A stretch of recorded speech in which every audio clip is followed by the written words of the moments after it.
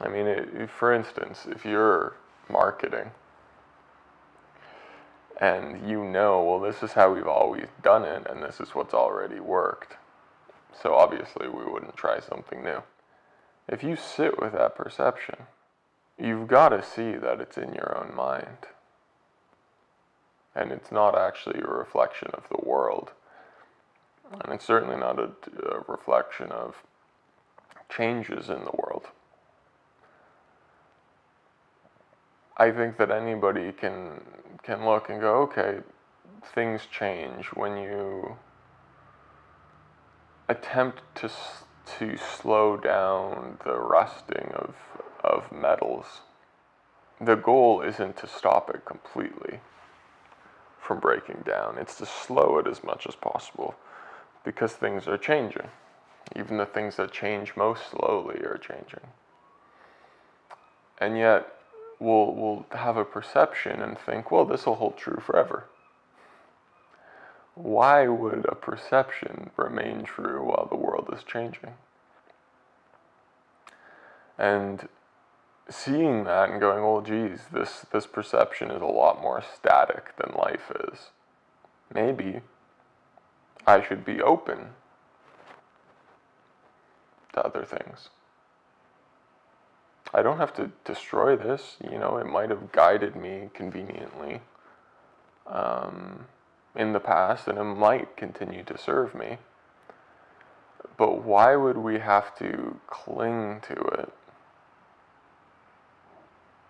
if it was true? Why would we have to protect ourselves from other perceptions if what we know to be so is in fact so? It'll be there when we get back.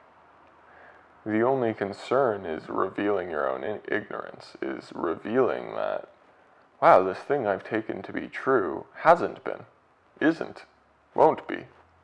It's merely a perception. It is one point of view. And letting go of perceptions, you start letting go of perceptions, you start learning in a different way. When you learn to not be attached to your perceptions,